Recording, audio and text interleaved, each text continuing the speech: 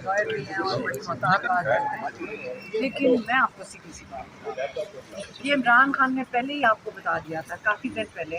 मैं फिर से आपको बता देती हूँ, रिपीट करती हूँ कि स्क्रिप्ट क्या है। स्क्रिप्ट ये है, अल कादिर में सज़ाओं में, अल कादिर में जब सज़ा हो जाएगी तो फिर उसके अगले दिन साइफर को ख़त्म करेंगे, क्योंकि साइफर में सबको पता कुछ नहीं है।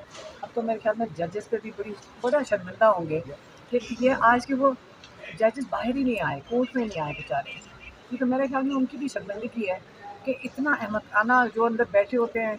अगर हमारे जर्नलिस्ट या कोई जो लिख रहे होंगे, उनको भी पता है कि पिछली हेयरिंग पे हमें तो पूरा कल लॉ का लेसन, हमने तो आज का हमें भी लॉ की डिग्री दे दें जितना आप हमें किताबें खोल खोल के पढ़ा रहे हैं, लेकिन ये स्क्रिप्ट है, इन्होंने नहीं कंक्लूड करना, उसके लिए फ़र्क हरबे ढूंढे जा रहे हैं।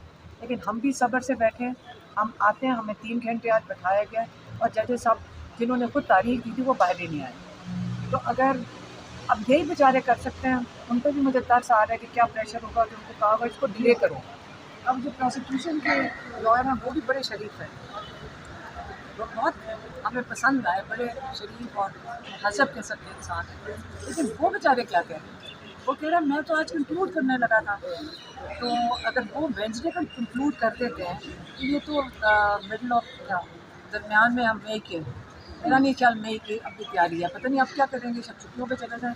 अब आप बस देखते रहें कि क्या किस तरीके से इसको डिले करेंगे। इद्दत का आपको पता है 7 साल की कन्विक्शन है और उससे अहमकाना या शर्म वाला केस नहीं होगा, जबकि बुशरा बीबी की बेटियों ने गवाहियाँ भी दे दी हैं, जो पिछले ट्रायल कोर्ट में उनको एडमिट नहीं करने दिया हमारे लॉयर को, सलमान राजा को, कि हमें उनको सोशल मीडिया पे डालना पड़ा।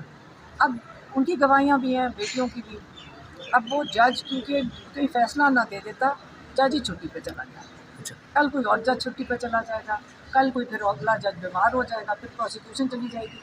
ये ड्रामा आप और हम देखते रहेंगे, लेकिन याद रखें इमरान खान ने कहा था मैं सारे केसेस का सामना करूंगा और अपने आप को बेगुनाह साबित करके निकलूंगा। अब इंशाल्लाह इन सबको मुसीबत पड़ी हुई है कि बेगुनाही का जब वक्त आ गया है फैसले देने का, तो अब इनको समझ नहीं आ रही कि उसको डिले कैसे करें और कोई बचा अच्छा, आज 9 मई है, राना सनाउल्लाह साहब से जो है वो बात हुई मेरी, तो उन्होंने कहा कि इनको हमने बहुत देर कर दी सज़ाएं देने में, इनको पहले ही जो है वो सज़ाएं दे देनी चाहिए थी, तो अब जो है अब इनको लटकाने का टाइम आ गया है, तो सज़ाएं देने का टाइम करें ना। नहीं बिल्कुल सही है, इसके लिए हम स्टेटमेंट दे देते हैं। जो जिम्मेदार है 9 मई का और जिन्होंने 22 लोगों की शहादतें की, जिन्होंने गोलियां चलाई, मैं कहती हूँ आप बिल्कुल सही कह रहे हैं। जो इसका जिम्मेदार है 9 मई का, जिन्होंने इमरान खान रोज़ कहते हैं, जिन्होंने सीसीटीवी कैमरा की जो फुटेज चुराई है, उनको क्या टांगना चाहिए, उनको सही कह रहे हैं, उनको फांसी देनी चाहिए जिन्होंने ये 9 मई किया है और जिन्होंने लोगों की शहादतें की, जिन्होंने बेकसूर लोगों को जेलों में डाला, उनकी सज़ा आज नहीं तो कल इंशाल्लाह होगी। आज पीटीआई की जो रैली है मुख्तलिफ शहरों में निकाली गई हैं, रियाना डार को भी गिरफ्तार कर लिया, इसके समाज को भी गिरफ्तार कर लिया। मैंने कहा अब इनका हाल ही हो गया है कि बुजुर्ग खवातीन को जेलों में डालना पड़े, क्या हो गया इस माशरे को आप किधर लेके जा रहे हैं?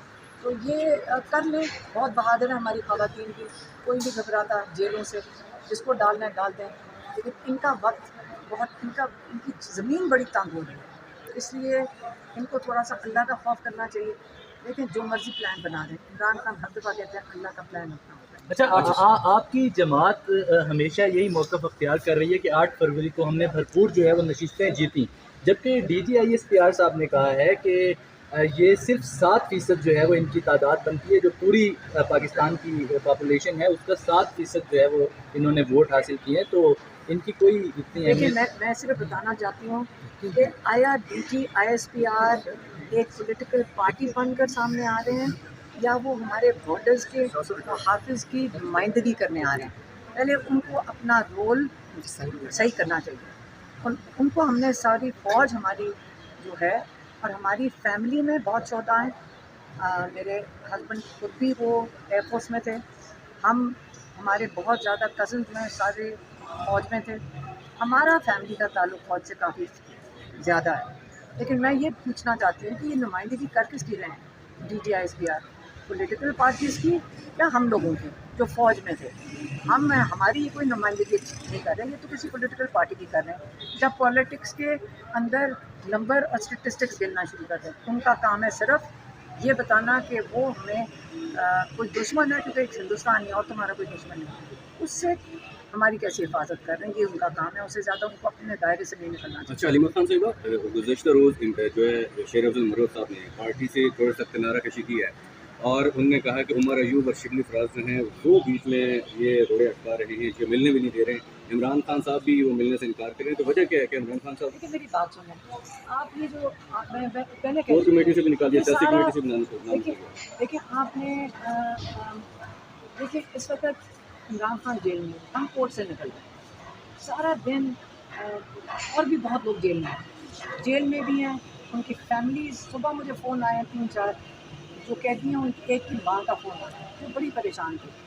अगर ये सारे काम, असली काम जो है उनका ख्याल रखने लग जाएँ और ये पौधों की झंझट ख़त्म कर दें, यकीन करें अल्लाह ताला इनको बहुत अच्छा सुकून भी देगा और रास्ता भी सही होगा। और ये करना चाहिए, इस वक्त कैदियों का ख्याल रखें और उनकी फैमिलीज़ का ख्याल रखें। सिर्फ ये काम कर लेना, यकीन करें अल्लाह ताला के लिए ये बहुत ऊंचे इनके दर्जे हो जाएंगे। मरूफ साहब कहते हैं कि मैं जो इनकी पार्टी के लिए किया मुझे ये सिला मिला है, तो कि देखें अगर पार्टी के लिए किया है ना, या अपने मुल्क के लिए कुर्बानी दें, उसका सिला नहीं मिलना चाहिए। ये कुर्बानियाँ होती हैं और ये आप अपने मुल्क के लिए सबको करना है। ये नहीं होता कि मुझे फ़ौरन कोई रिवॉर्ड मिले, रिवॉर्ड की भी सियासत होती है। बात सारी ये होती है कि आप अपने मुल्क की खिदमत करें। ये तो हर एक की ड्यूटी होनी चाहिए कि अपने मुल्क की खिदमत करें। और ये जो मैं ये कह रही हूँ कि अगर ये सारा कुछ अगर रोक के सिर्फ ये सोच लें कि हमारा मुल्क कितनी मुश्किल में है, इस वक्त इकनॉमिक मुश्किलात हैं, और पॉलिटिकल पार्टी की रिस्पॉन्सिबिलिटी है कि अपनी जो यहाँ पे जो हमारी माशत है उसको, जो मसाइल आने वाले हैं उसकी बात करें सारे, ज़रा इस पे फोकस करें। ये उहदे सब छोड़ दें। जिस दिन ये उहदों की बातें ख़त्म हो जाएंगी, यकीन करें बहुत चैन आ जाएगा और लोग अपने मुल्क के ऊपर फोकस करें। यही मैं कह सकती हूँ।